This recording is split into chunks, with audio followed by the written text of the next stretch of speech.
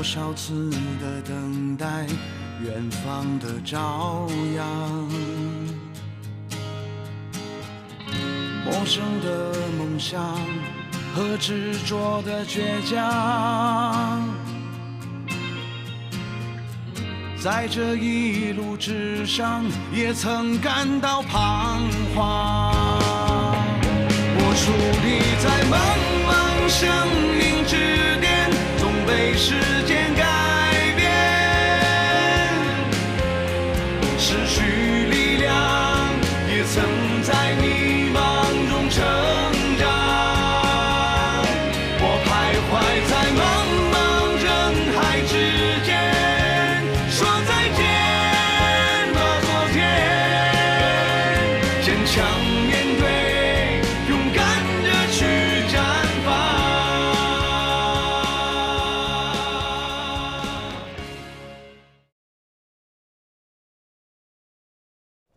还是这样，今天的活动很成功，然后紧接着我们去魏总的那个戏，然后造型，这是其他人的造型，还不错，是吧？大概5、6点钟，我们回贺导的办公室。等一下。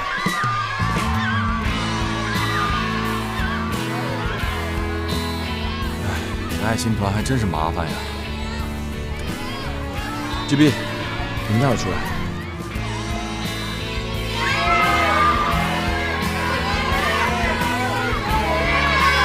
各位粉丝和各位记者朋友，刘先生今天已经很累了，所以有什么问题下次再问。跟我们透露一点吧，我们媒体朋友等了这么久了，透露一点消息吧。我很理解你们，但是十分抱歉。哎，刘一鸣，请问一下，前日有媒体记者拍到你和何可可在那个片场成双入对，请问你们是在热恋当中吗？刘一鸣，听说你和何可可是大学同班同学，你们是在学校时就恋爱了呢，还是之后在工作中日久生情？对不起，刘一鸣，透露一点。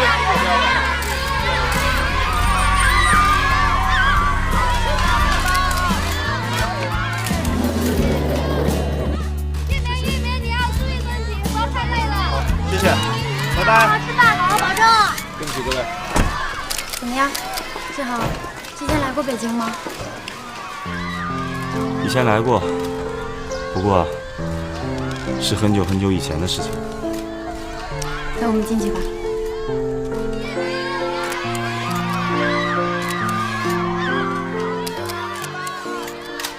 合同上写的很清楚，本公司所赞助的车辆必须由该片的男主角刘一鸣亲自驾驶，并展示其性能。您现在跟我说驾驶那段取消了，让刘一鸣直接从车上走下来，那我想请问您了，这个性能该如何展示啊？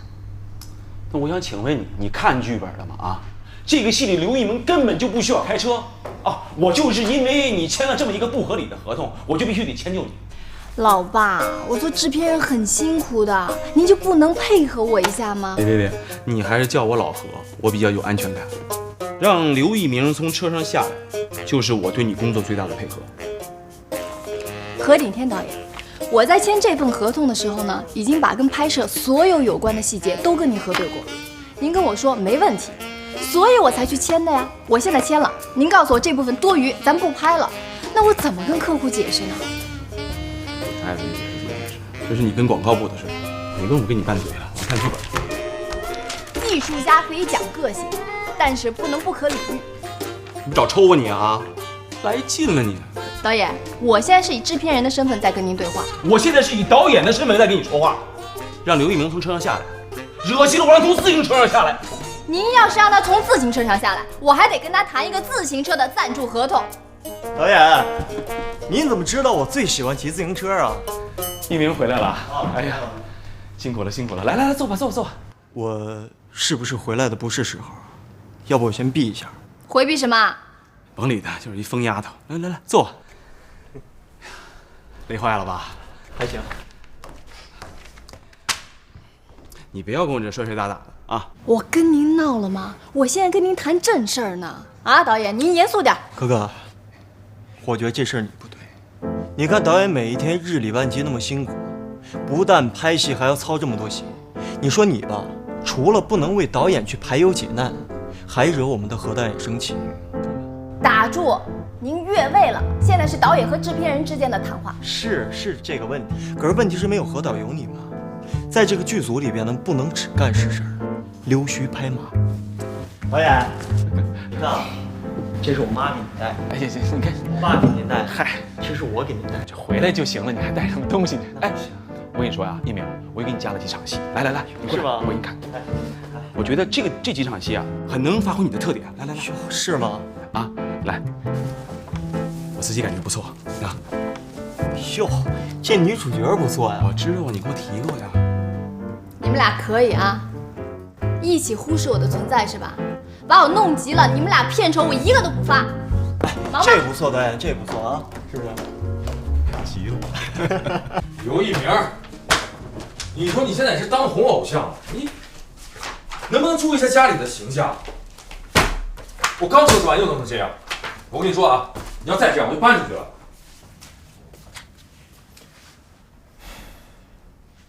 非常不错，你现在工资也不低。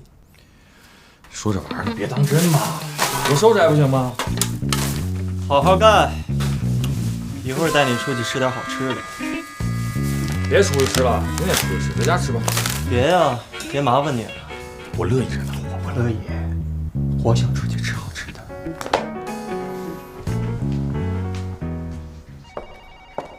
因为跟这次的投资人是第一次合作，所以都给我精神点啊。主要是你们这个哎呦，何制片，我们正在开会，你有什么新的指示？不好意思了，大伙儿，我可能要扫大家的兴了。刚刚接到投资方的通知，他们打算要特派一个代表到我们剧组来学习。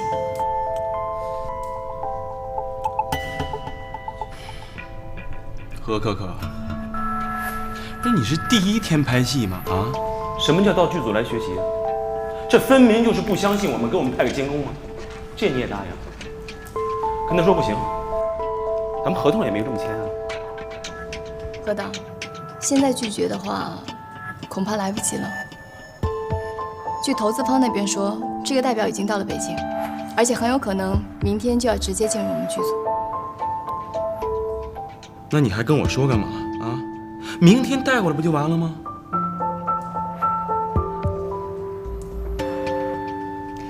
我知道，现在跟大家说这些，可能大家心里都会觉得有点不舒服。但是如果在这个时候我们不接待的话，反而会显得我们不够大方，好像我们做事情不够光明磊落一样。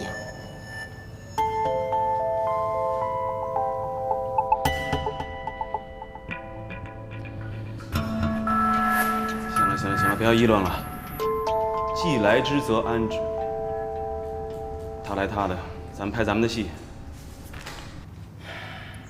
其实大家也不用太担心，应对的方法我已经想好了。一方面，我们做好自己的工作，别让别人挑出毛病；另外一方面呢，我已经给他安排好了北京10日游，让他好吃好玩好住着，也不要来找我们的麻烦。大家觉得怎么样？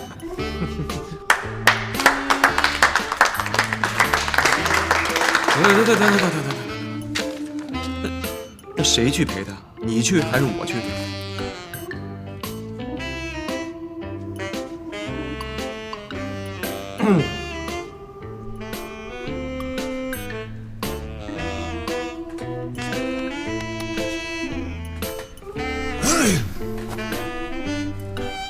我来。我觉得啊，关海做这事儿我非常同意。首先呢，我拍戏不需要他陪，然后再其次，关海的性格热情、大方、洋溢、可爱，所以这事儿呢，他做最合适。好，既然大家这么相信我，我保证不会让大家失望的。行，既然关海这么有信心啊，那我今天就任命你为本剧组的大使啊，亲善大使。好，是由我来当。何志斌，我会助理小姐在前台等您，她说是投资方代表。好的，我知道了。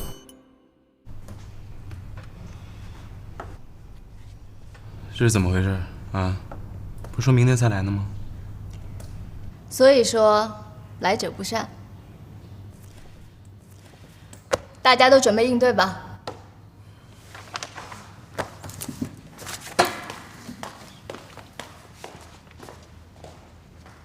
是要销往海外，所以呢，我们要尊重海外的这种声音。我觉得这个是非常能够。不好意思啊，打扰一下。跟您介绍一下，这位就是我们何家班的创始人，也是本片的导演葛顶天，同时呢，也是我的父亲。这位就是跟您说过的，是我们这次投资方公司的 CEO 朱迪小姐。朱迪吴，你好。你好，你好，你好。何小姐能带着贵公司的案子跟我们合作，真是我们的荣幸。希望我们首次合作顺利。一定的。原来一直听可可夸您，说您是个女强人，没想到这么年轻漂亮。哪里，何小姐太客气了。何小姐才是真的年轻有为，才貌双全呢。谢谢。别夸她了。下面我给您介绍一下我们这次工作的主角，张志恒，张总，请进。你好，何导，久仰大名，我是张志恒。你好，张总，真是年轻有为啊。就是，欢迎您来。您过奖了，我呢在影视剧方面知道的特别少，今后少不了麻烦您。真是太客气了。要不我给你们介绍一下吧。这位是我们公司的成员，也是这部戏的男主演，刘一鸣。一鸣。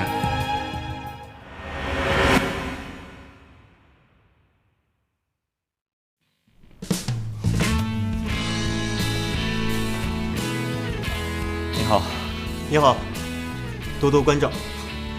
真没想到啊，这比电视上还帅。是啊，这位是我们公司的关海。以后吴总还有张总在北京期间的一切生活方面都可以找他。张总你好。你好。朱迪小姐，这段时间由我负责接待你们，所以有什么需要随时吩咐。好的，那就麻烦你了。您太客气了。仿佛时间静了，凝结不忍想他们挽手离开的模样。爱情匆匆告白，没太多的期待。还不错啊。我试着淘汰所有的。这次还是谢谢你们的大力支持。哪里，太客气了。以后我们要保持联系。吴总，您先回去，我和他们打个招呼。好，行吧。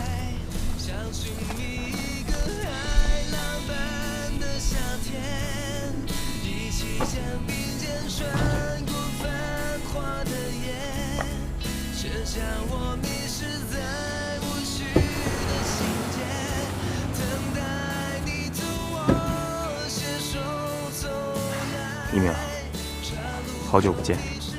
好久不见。关海，好久不见啊。是啊，好久不见。刚才在会议室，怎么装得像不认识一样？说实话，确实有点意外，也不知道就这样贸然与张总相识，是不是有点不妥呢？也对，我在来之前啊，就已经想象过了见面之后的两种可能。第一种呢是欣喜若狂，这第二种呢就是冷若冰霜。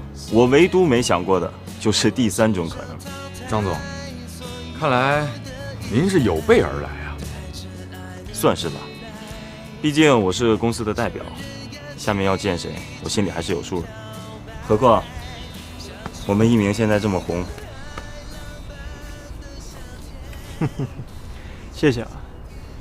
其实我能有今天呢，张总是最大的功臣。真的吗？原来你就是传说中的张志恒啊。那你一定是传说中的何可可喽。一直出现在一鸣电话里的何可可，也是那个为我们写过影视策划案的何可可。区区小事，何足挂齿。还是谢谢你哦，给我一个实习的机会。这你就谢错人了，要谢也要谢一鸣了。还有啊，一鸣，你这些年打给我妈的钱，她都有收到。阿姨跟我说了，只是这些年的钱满打满算也就100万，你怎么打了110万？那10万是利息啊。张总，今天实在不巧，我我们后边有别的安排，就不奉陪了。没有关系啊，反正以后可以聊天的机会很多。我先送你。改天见。改天见。走吧。好。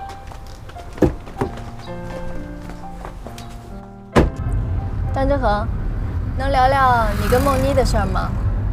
你们当年为什么要分手啊？听你这话，我怎么觉得自己像是被捉拿归案的逃犯一样？你呀，你那叫自投罗网。说吧，坦白从宽。我想，应该是他厌倦了我当时的样子吧。自打我受伤，他从医院离开之后，就再也没有联系过。我觉得那是他的选择，我应该尊重他。那当年梦妮爸爸去世的时候，你没去看过他？因为我根本就不知道，还是后来梦妮写了封信给妈妈，妈妈告诉我的。我马上赶回了海州，可是他已经不在了。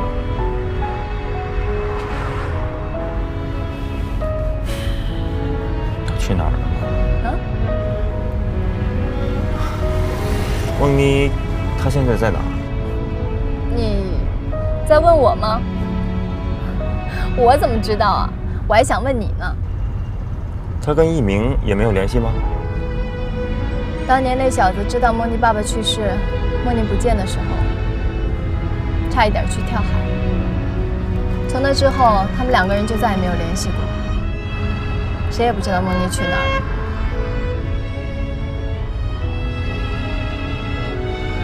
说说你吧，当年为什么突然离家出走啊？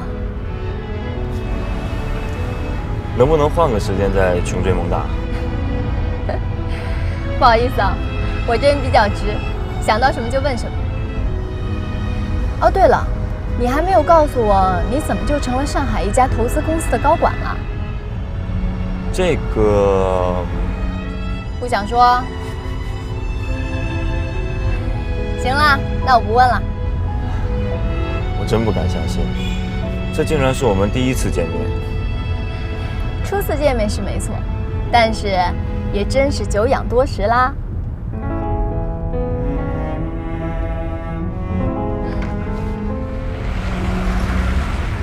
二哥，赶紧洗澡睡觉啊，明天还开早班呢。现在还不是时候。怎么了？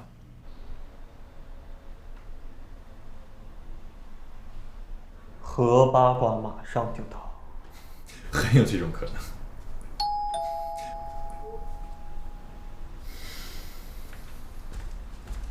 扣儿姐，请进。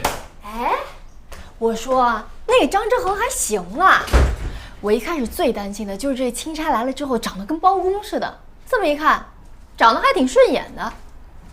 你们俩啊，今天绝对有失水准。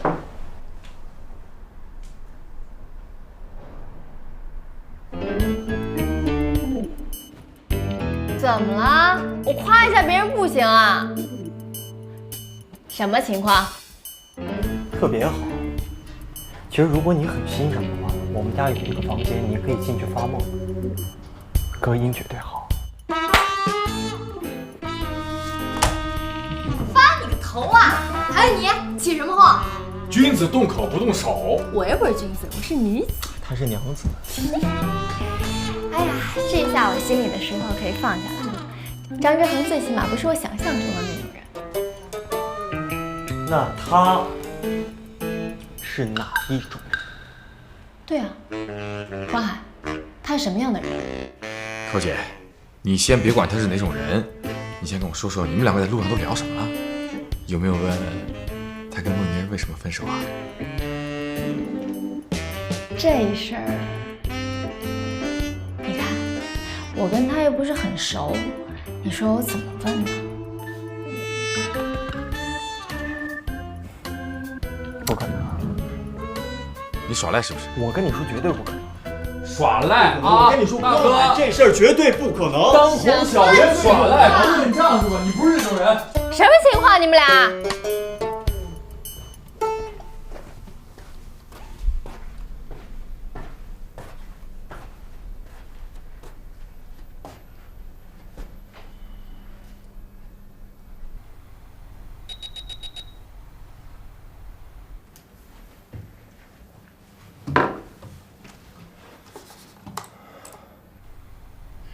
小贝，你的音乐用在话剧里，感觉非常好。明天开始，话剧在首都剧院小剧场上演，要是你能来看就好了。真巧，我今天刚到北京，有时间的话，我一定去看你的话剧。各部门抓紧时间啊！02，左边再上去点。好嘞。拉紧点啊！来，这边咱们也抓紧了啊，时间差不多了。邓水，把那香炉拿下来。李总工作这么繁忙，还特地抽时间到这来参加我们的开机仪式，真是太感谢了。哪里，这是我应该做的嘛。今天真是一个好日子呀，一定会开机大吉的。现场制片，来了，你收到没到？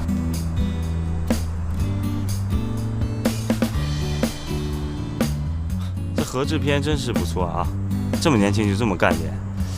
昨天看他笑嘻嘻的，想不到还有这么一面啊。人往往都是表里不一，对于有些人来说，这是褒义词；对于某些人来说，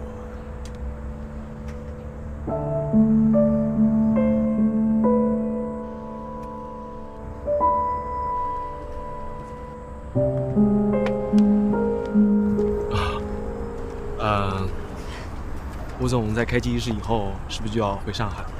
你越来越棒了啊！谢谢大腕夸奖哈。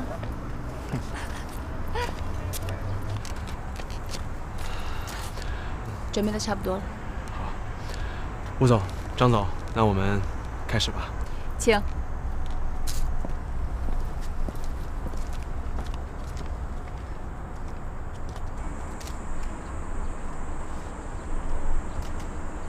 开机仪式正式开始。有请何景天导演和书记女士预祝我们剧组开机大吉。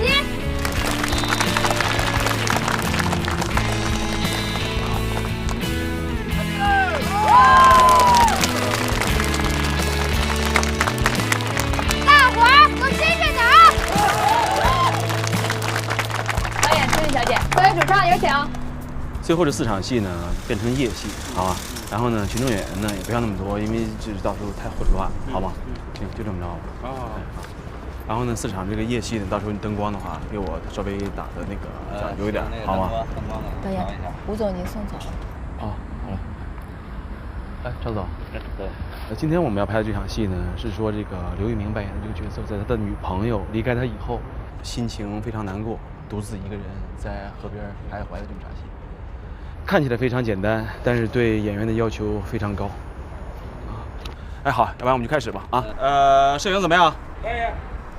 一鸣怎么样 ？OK， 导演。来，准备试拍了啊！安静啊！可以拍。好，开机，来开机，3、2、1，开始。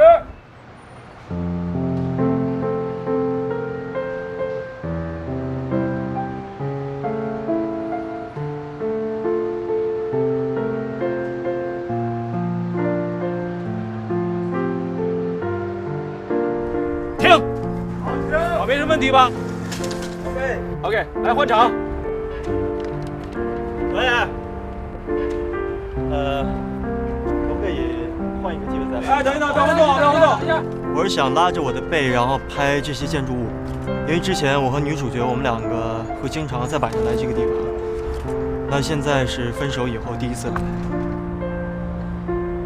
行，就按一鸣说的再拍一遍。好嘞。哎，谢谢导演。好，来，各部门准备啊，咱再来一遍。哎，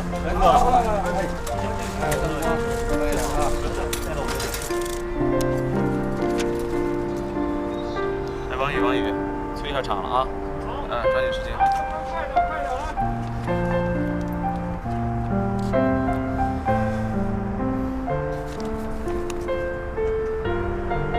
要不然我现在就把他支走吧。明儿再说吧，晚上还一顿饭局呢。他在这儿太碍事儿了。愿意看就让他看呗。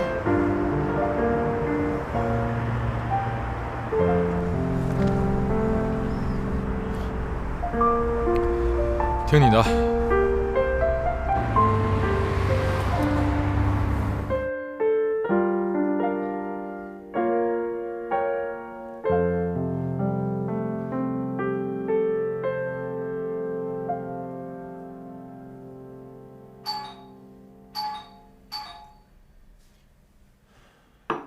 来了。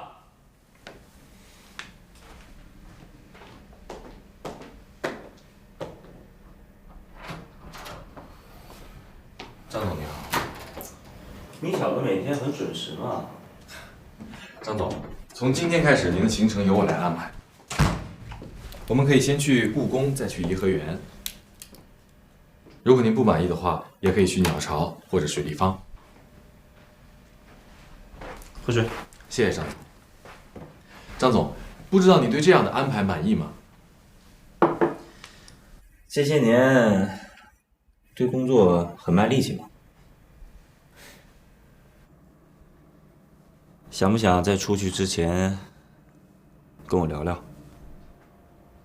张总，您说。这么多年，我一直觉得挺愧疚你的，因为当年是我介绍的江天威给你认识，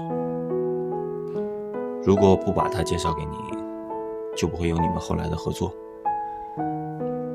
也就不会让他认识秦兵，你也就不会经历那么一次痛苦的分手。你跟秦兵分手之后，我去找过你，可是一直没有找到。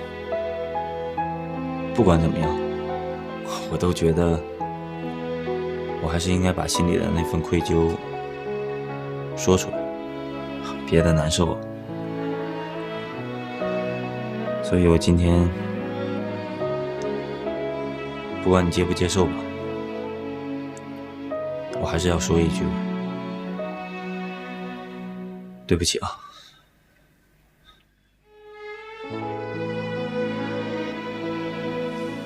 其实那事跟你没有关系。你把江天威介绍给我是为了帮我。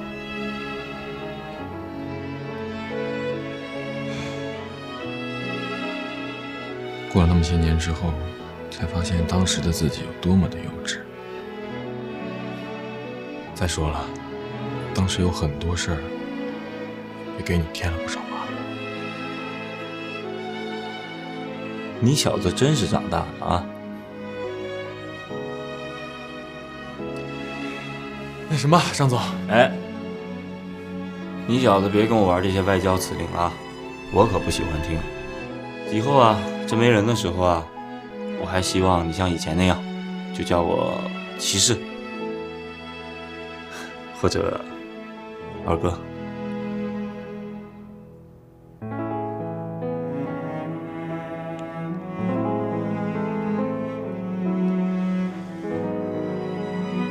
二哥，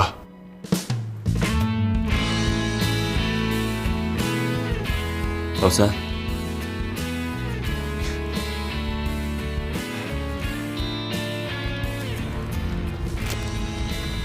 我再次看到你们的时候啊，是在电视上，1年多前的一个颁奖典礼上。你说老大拿金人奖那回吧？对啊。你不知道我在电视上看到你们两个的时候啊？哎，等会儿，老大那在台上是又领奖又致辞的，我在观众席就一个镜头。是啊，可偏偏就被我给看到了。那一瞬间啊，我就明白了我和一鸣，包括你之间的关系。什么关系？一句老话啊，打碎骨头连着筋。那天晚上就是高兴。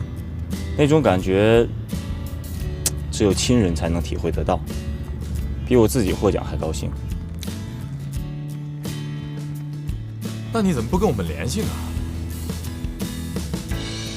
想过，没敢。有什么不敢的？你可别忘了，我当时走的时候，那可是人民公敌啊。后来一鸣终于成功了。我更不敢奢望你们会像我想你们那样的想我。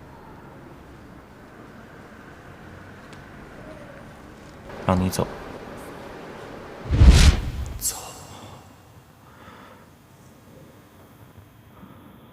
走。那个时候啊，我有很多的话想对你说，只是之前医生给我打了一针催眠针，我实在扛不住了。我能为你做的，就只有让你先离开那个地方，因为我怕我睡着了之后，你会受委屈。我还以为你再也不想见到我了呢。我怎么舍得呀？等我再次醒来的时候，我每时每刻都希望你会出现在我的身边，只是你一直都没有出现。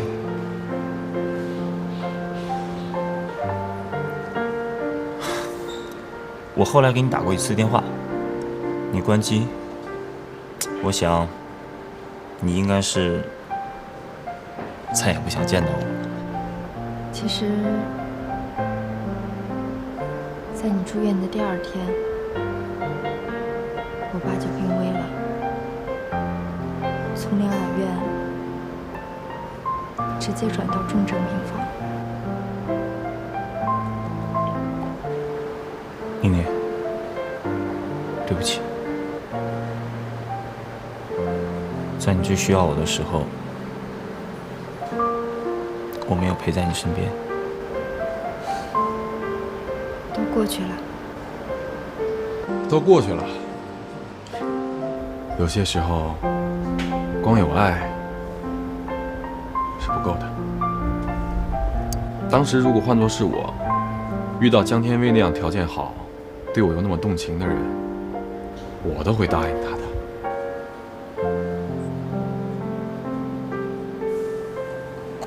如果我没记错的话，3年前我好像并没有跟你说分手啊。那我可不可以理解为你现在依然是我的女朋友？让我们重新开始。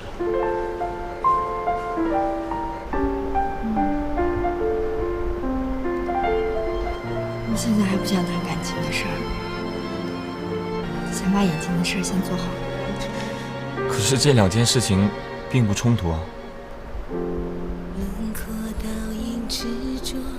志恒，你变了。我吗？以前你可没有这么咄咄逼人。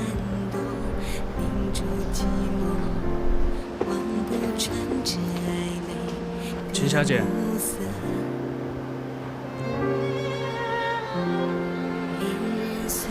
二位，多年不见，还是老样子。秦小姐，江总让我接你回家。